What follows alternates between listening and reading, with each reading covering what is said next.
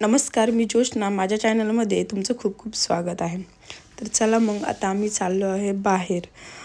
तुम्हाला दिसतच असेल किंवा कळतच असेल की खूप अंधार झालेला आहे. लेट नाईट तुम्ही म्हणू शकता.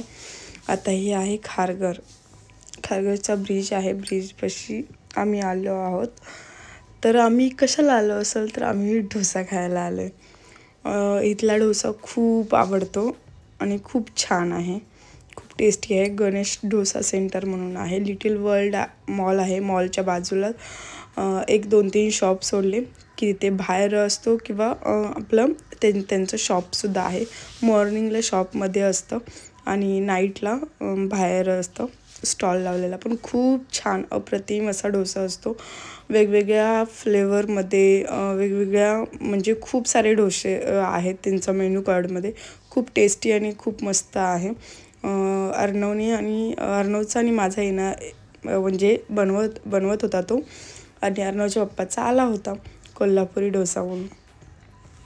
तर खूप टेस्टी असे डोसे असतात इथे. नक्की विजिट करा. खूप छान आहे. स्पेशली म्हणजे डोसा ज्यांना खूप आवडतं वेगवेगळ्या किंवा ज्यांना फूड वेगवेगळ्या ह्याच्यामध्ये आवडतं ते नक्की विजिट करू शकता. आणि आम्ही लेट नाईट आलेलो आहे आणि खूप लेट्सपर्यंत आय थिंक 2 वाजेपर्यंत काहीतरी असतात हे डोसावाले. म्हणजे त्यांचं शॉप पण आहे, पण बाहेर लावलेला असतो स्टॉलवरती. ते 2 वाजेपर्यंत असतं. अर्णवला लेट आला होता डोसा म्हणून तो थोडासा रागवला होता, का तर माझाच हमेशा लेट येतो डोसा म्हणून याच्यासाठी. मग तरीसुद्धा डोसा तो आता त्याला म्हणजे नेहमी त्याचा पिझ्झा डोसा वगैरे असतो तर त्याला खूप उशीर लागतो म्हणजे हे व्हायला, बेक व्हायला. त्यामुळे मग आता हे डोसा खाऊन आता आमचं झालेलं आहे. तर आता मी असंच एक शूट केले की म्हणजे बाहेरचा परिसर कसा वाटतोय आत्ताचा.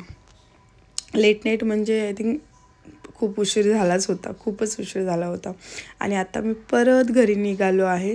घरी निघताना एवढं मस्त असं म्हणजे म्हणतात ना, संध्याकाळचं वातावरण, रात्रीचं वातावरणात फिरणं एक एन्जॉय असतो किंवा एक मनाचं समाधान वाटतं. खूप छान आणि मलाही खूप आवडतं. लेट नाईट म्हणजे ट्रिपला फिरायला खूप आवडतं, छान वाटतं. आणि ते पण बाईकवरती खूप छान वाटतं. बाईक राईड म्हणू शकता तुम्ही तसं. खूप मला आवडतं आणि खूप छान आणि इथली मोकळी हवा आहे खारघरमधली, त्यामुळे खूप छान असं वाटतं. तर तुम्हाला माझा जर व्हिडिओज आवडत असतील तर नक्की माझ्या चॅनलला सबस्क्राईब करा.